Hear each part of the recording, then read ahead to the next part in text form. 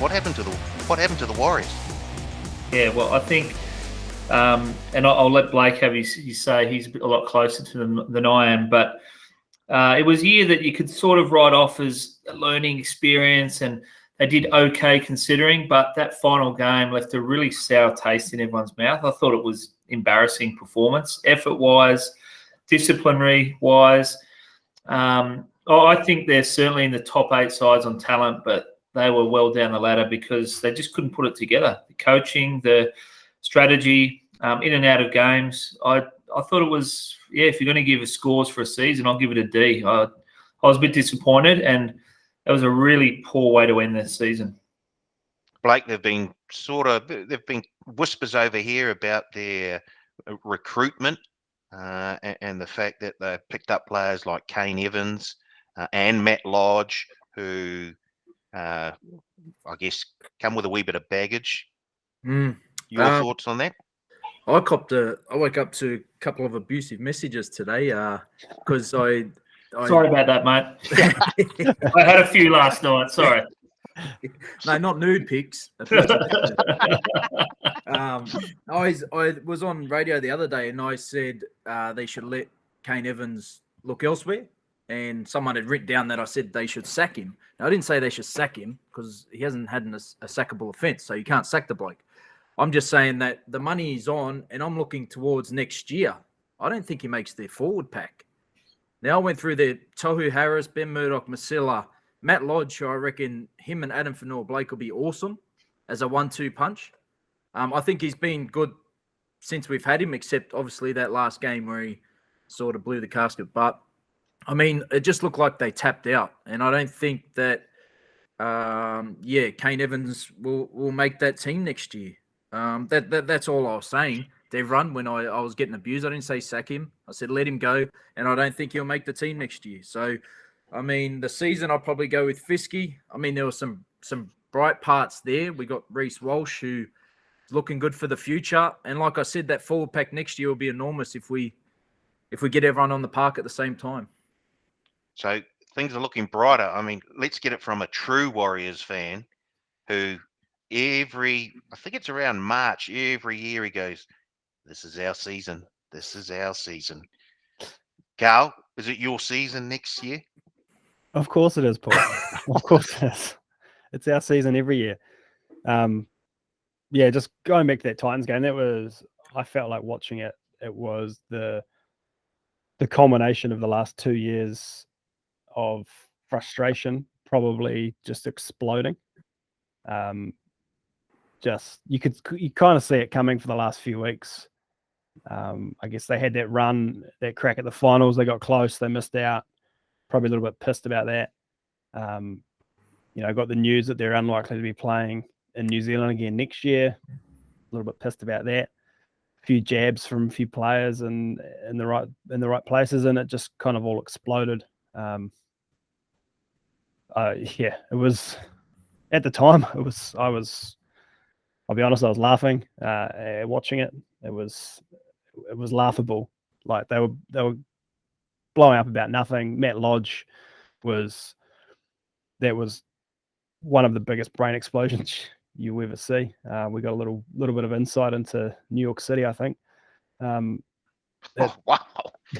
Just the fire in his eyes. Boy! It was, like everyone said, it was just dumb. The season as a whole, I guess it was frustrating because there are a number of games that they lost that they probably should have won. Well, they were up 16-0 against the Raiders a couple of weeks ago. They lost by 1 to Manly early in the season. They lost to the Knights. They should have won. I counted them up the other night. There was 6 games where they were in the lead or around there and got beat in the last 10 minutes of a game. So I think I said it last week. That was the disappointing thing for me. There was a lot of injuries throughout the season, but the disappointing thing was I think 2 of them came in the first 5 weeks. You obviously got to learn your lesson somewhere, whether you train for it, which you should be doing, or, you just take those lessons from the game. But for it to happen another 3 to 4 times, not knowing how to close out a game, that's the thing they need to fix up more than anything, because that's 6 Well, that's 12 points gone straight away. 12 points. That has him sitting in 7th spot. Yeah, I think it's match management and not just closing out games, but when they're on top, just not rubbing the opposition's nose in it. Like there'd be times when they've dominated a half and might lead by 4 or 6. That's when you should be leading by 16 or 20. And the good sides do that. And we've seen Melbourne and Manly and South Sydney do that on plenty of occasions where the possession might be 50-50, but they'll have a 20-point lead just because they take advantage of their chances. And Warriors really found it hard to score points. I think they were in the contest almost every game, getting off their line. Defense was pretty good. It was getting over the line and scoring points when they were on top. And hopefully Sean Johnson helps them in that place next year. But I think that Raiders game as well sort of illustrated that fact. They're up 16-0. They probably should have been up another 2 tries before half time. And then I think they let the Raiders in just before half time just to give them a wee bit of hope. And then they for a team that you look at and you think, oh, we've got some very, very skillful players on offense. But I just think they lack a wee bit of direction at times, especially in that final 15-10 minutes when the pressure's going on. They seem to all be looking around and no one's putting their hand up and going, except for Reece Walsh, who's probably the youngest one on the team and the least experienced. He's the one who said, he didn't get that drop kick, that 2-point drop kick field goal against the Broncos, but he's the one who said, here, give it to me. I'll have a go. When there are a lot more experienced players around him who they seem to go missing. There's been a bit of chat this week about the Warriors and obviously all the other bottom 8 teams and, looking forward to next year and how they're going to go. And a lot of what I've heard has been focused around Sean Johnson coming back and, people sit on either side of the fence, he's coming back. It's, the best story in the world, back to his home club, blah, blah, blah. But he's not going to offer anything. He's too old. He's toast. I personally disagree. I think Sean Johnson, the old Sean Johnson, the fast hop, skipping, stepping, game breaker is probably gone. But I think Sean Johnson, the game manager, the halfback, is exactly what the Warriors need next year. We don't need him to be stepping 14 guys to score a try into the post. That's what Reece Walsh is there for. Johnson just needs to be giving him the ball at the right time, right? I'm keen to hear your guys' thoughts. He'll be in the halves with Harris Tavita then?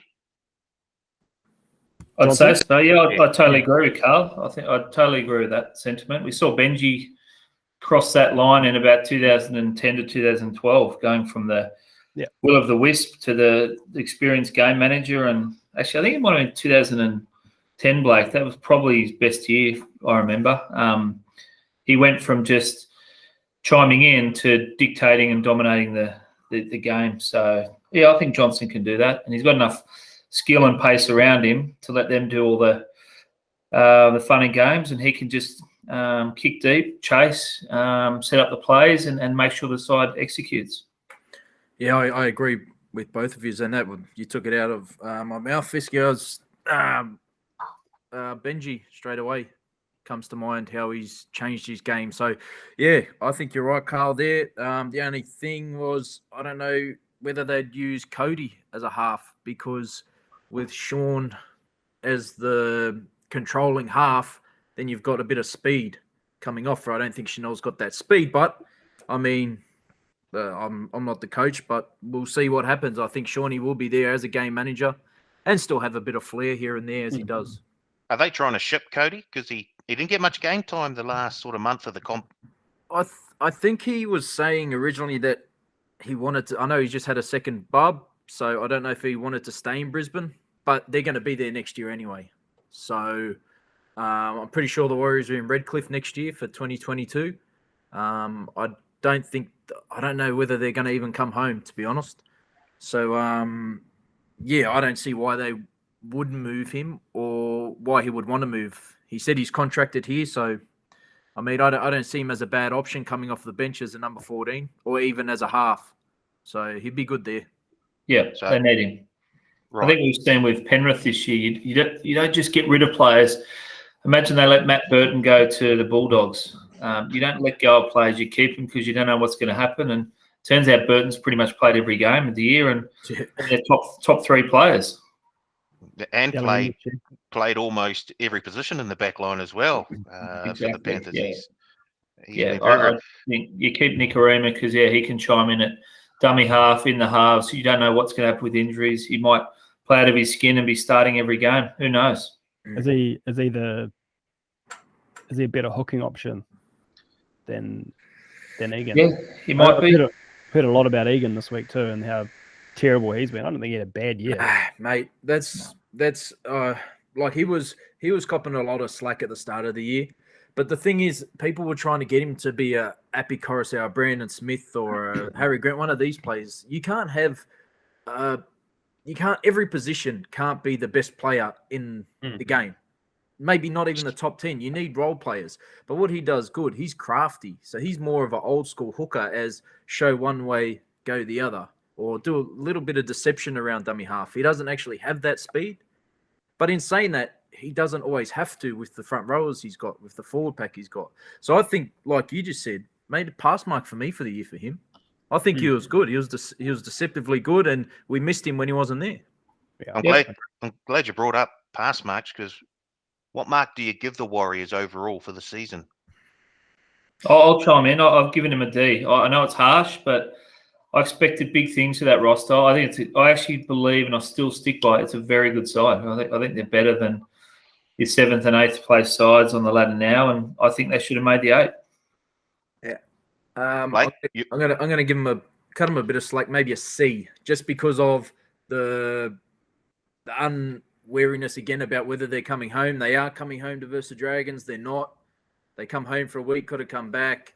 A lot of injuries throughout the year, but they were there for a spot at the end and didn't measure up. But that's why I'll go C, no higher. Carl? Yeah, I agree with probably lean closer to Blake with a C. C minus maybe. I think the injuries are probably understated a little bit in this whole season. Like, there wasn't a lot of continuity on the field in any position at any one time. So yeah, that's not the main reason they were so bad and missed out. But yeah, the loss of RTS during the season was a huge. RTS, we let our top try scorer Malmalo go. Fusatu was out. You know, I think we had the second most or third most used players of the competition, which is not probably a stat you want. No, but as you said, Carl, next season is your season. It's our year. What do you give them, Paul? What do you give them, mate? Yeah, I give them around a C minus as well. I just think with all the things that went on behind the scenes, the injuries that they had, the fact they were, they've been away from home for quite a while now. It promised a wee bit more, but I can see why they didn't quite get there. They'll be better for it next season, and I think Johnson is a big plus for them. And the fact that they got him cut price is sensational. So if they got those big boys in the pack back again, Tohu Harris has probably been their best forward for the last couple of seasons. He's been sensational. So I think we might see a top 8 finish next year. I got goosebumps already. I got goosebumps.